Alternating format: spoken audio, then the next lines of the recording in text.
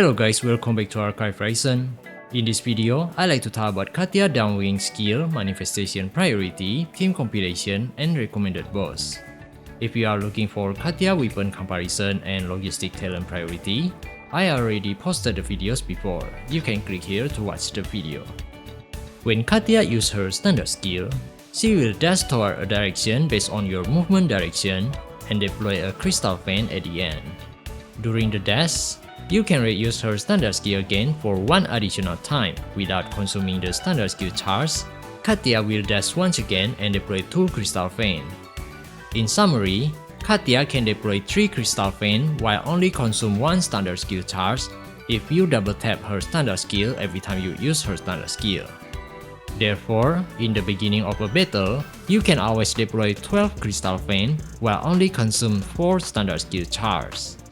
Just keep in mind to always use her standard skill immediately during her dash, because after she has dashed, you will no longer able to trigger this pre-used standard skill effect again. Katya's standard skill has 2 kinds of attack, the AoE attack and the Aurora Ray attack. When you use her standard skill, the moment she deploys the crystal fan will deal AoE damage to nearby enemy up to 5 targets. However, after the crystal fan AoE attack hit any enemy, the crystal fan will be disappeared. And every time you double tap the standard skill, only the first and the second crystal fan will deal AoE damage, while the third additional crystal fan she deploys doesn't deal AoE damage. In summary, whenever you slamming yourself into a group of enemies by double tap the standard skill, Katya can deal twice AoE damage but sacrifice 2 out of 3 crystal fan. Only 1 crystal fan will survive each time you double use the standard skill near enemy. This AoE attack from crystal fan is very effective for clearing a group of weak enemy who standing close together. But because you will run out of standard skill charge so fast whenever you spamming standard skill like this, just remember to shoot at the enemy, because by shooting the enemy, you can reduce the standard skill cooldown and restore 1 skill energy each shot hit. Her standard skill second attack is the Aurora Ray attack that can deal significant damage to a single enemy. To trigger this ray attack, Katya must charge the Aurora charge, disengage to full to unleash the Aurora Ray. In order to charge the Aurora charge, Katya must at least has 1 crystal fan available on the field. The Aurora charge can start regenerate when Katya is in combat and when Katya shooting at the enemy or destructible object. When the Aurora charge fully charged, Katya's next shot will clear out the Aurora charge and up to 6 crystal fan will fire 1 Aurora Ray to the same target. After that, up to 6 crystal fan will be disappear. Additionally, Katya will replenish 4 bullets for each crystal fan that fires an Aurora Ray. After you upgrade her standard skill Neura upgrade, when equipped with Frost Elemental weapon, reduce the number of crystal fan that disappear after triggering the Aurora Ray by half. This upgrade is very necessary to maintain the number of crystal fan that exists on the field. While the second upgrade, after a crystal fan defeats a target with its AoE attack and disappear, Katya will deploy another crystal fan and gain 40 Aurora charge. This effect only active when crystal fan AoE attack manage to defeat an enemy, so this upgrade is only useful when you use Katya for clearing mobs, because the additional crystal fan that Katya deploy after defeating an enemy can be used to fire Aurora Ray to elite enemy. The correct way to use her standard skill when facing mob is use the AoE attack against weak mobs, start shooting at elite enemy to recover the standard skill charge while trigger any available crystal fan to fire Aurora Ray at the elite enemy.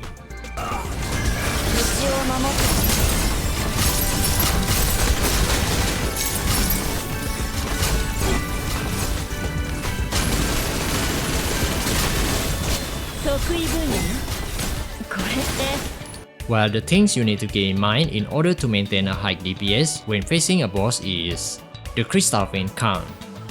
This number is the most important thing you need to pay attention to when using Katya DWING.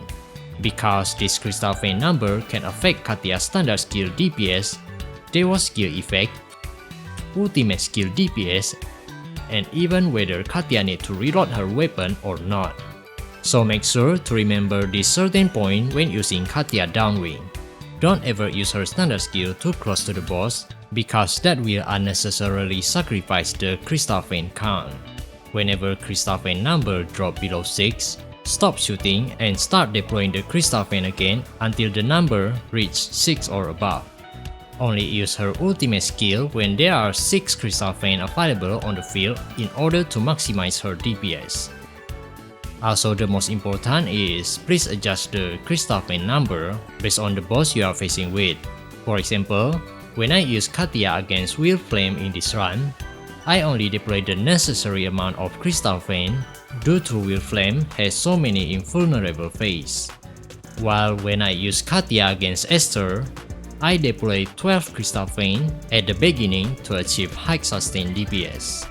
And make sure there are 6 crystal fane available before using the ultimate skill. So don't forget to adjust the amount of crystal fane needed based on the boss trait, invulnerable phase, and your Katya's damage. In summary, by keeping the number of crystal fane at 6 or above when facing boss unit, you can significantly increase Katya's DPS and eliminate the need for her to reload her weapon. Also, there is one more thing that you might want to know. The Aurora Ray attack can fire through wall or any object, so you can deploy the crystal fane whenever you want without worrying about any object while blocking the way. When using her support skill, Katya jump backward and fire 2 waves of Hail Barrage that contain 6 ice arrows. Additionally, all arrows has auto-targeting ability that will only aim at a single target, deal frost damage on a very small AoE rank after hit the target. If you upgrade her support skill in Neuronic upgrade, the first upgrade make this support skill can also inflict frozen debuff to the target hit, while the second upgrade increase the number of ice arrow in each Hail Barrage by 2. There is nothing interesting about Katya's support skill, so just use it in case you want to freeze the elite enemy or boss in co-op game mode. The damage from the support skill can also be affected by the number of crystal fane that are available on the field. When Katya uses her ultimate skill, she will shoot a powerful arrow that deals significant damage to the target and nearby target in a small AoE. The ultimate skill first Neuro upgrade can allow Katya's ultimate skill to trigger the available crystal fane to fire Aurora Ray at the same target, while the second upgrade can replenish Katya's standard skill charge after using her ultimate skill. So the ultimate skill itself doesn't deal much damage, however, its ability to immediately trigger the crystal fane to fire Aurora Ray can significantly increase Katya's DPS. Therefore, always make sure to have 6 or above crystal fane available before unleash the ultimate skill in order to maximize the damage. Her Deiwos skill is pretty simple. When equipped with Frost Weapon, increase Katya's attack by 6 for each crystal fane available on the field, up to 6 stacks. For each 100 alignment index, the ratio will increase by an extra 1%. All Katya's manifestations are focused on increasing her standard skill damage, which can greatly benefit to increase her DPS. Here is the improvement from each manifestation can provide to Katya's standard skill damage. Looks very good, isn't it? However, because all of her manifestation only focus on improving the standard skill damage, the percentage improvement to her total DPS will get counterbalanced by her shooting damage and her ultimate skill damage. So here is the improvement on each manifestation to her total DPS after include the counterbalance effect from her shooting damage and her ultimate skill damage. So is Katya a high invest operative? I don't think so. Here is her raw DPS on each manifestation. Before, I only compare the second manifestation raw DPS with other main DPS operative. Meanwhile, her manifestation 0 can already produce a pretty high raw single target DPS compared to all existing main DPS in their manifestation 2. Basically, Katya's single target DPS is pretty insane, making her become an excellent boss slayer. She is just a little bit underperformed when facing mobs enemy due to her very limited standard skill charts. However, as long as you use her correctly, you will be able to see how impressive she can be. From here, we can notice that the second manifestation can be her breakpoint. However, I still recommend you to farm daily until the third manifestation, due to the third manifestation can increase Katya's synergy with Marian Riptide. So her manifestation 3 probably can go higher than 12.9%. I just haven't included this one, due to this one only effective when Katya team up with any quick swap sub DPS like Marian Riptide. And here is the DPS comparison on each manifestation to manifestation 0. For her team compilation, Katya's best support is Marian Riptide and Test the Magician for Nuker speedrun. In case your Katya is well built and Test has reached manifestation 2 or above for more optimal gameplay. Katya can also team up with Marian Riptide and Acacia Kaguya for high sustain DPS that's suitable for slow run. You can replace Test or Acacia with Ichel or Enya in case you didn't have them. However, Enya Exuvia has quite low synergy with Katya DW, so Ichel can be a better alternative support replacement. And Katya has high synergy with Marian Riptide. I already explained it in the previous video about Katya's gameplay, where Marian Riptide can provide a slight amount of skill damage buff and can act as a quick swap sub DPS operative that can deal massive damage, but Marian need to pair with a standard skill spammer operative such as Katya DW. Before we discuss about Katya's recommended boss, there is one thing I like to talk about first. That is Katya's DAWNWING weakness and advantage in general. Because Katya is a skill DPS operative, enemies with shield is her first weakness due to skill attack can't deal twice damage to shield bar. And because Katya is a single target burst DPS operative, that causes her to have a problem when facing enemy with destructible part. Because there is a high chance that the Aurora Ray projectile will hit the enemy's destructible part instead of their body. To mitigate the chance of the ray attack from targeting the enemy's destructible part, you can guide the ray attack by shooting at the enemy's body or weak spot instead of their destructible part. Here is the difference when you shoot at the enemy's body or weak spot versus when you shoot at the enemy's destructible part. As you can see, when you shoot at the enemy's body or weak spot, the Aurora Ray will directly hit the enemy's HP, compared to when you shoot at the enemy's destructible part. But some enemies' destructible part has extra large hitbox that protect their entire body from being hit by the Aurora Ray, for example this one. Now for the recommended boss, Katya's most recommended boss is Snowbreak Akuma.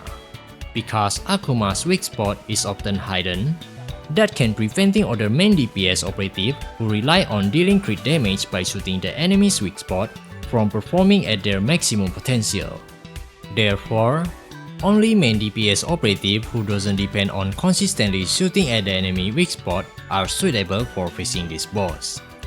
However, due to this boss has kinetic elemental resist, Life for Infinite Sight performance will be reduced. And just like Nightborn Phantom, Akuma also capable to frequently resetting Cherno Enigma DOT build up, causing Cherno to underperform as well when facing Akuma. Additionally, this boss has Frost Elemental weakness that allow Katya to deal significant increased damage to this boss. And because Katya DAWNWING single target DPS is far better than Katya Blue Bolt, plus Katya DAWNWING best teammate is Marian Riptide, this allows her to outperform others when facing this boss. Because when Akuma deploys that annoying shield, Katya can stop shooting and rely on Marian Riptide shotgun to quickly destroy it. Perhaps this is why Marian Riptide is a shotgun user.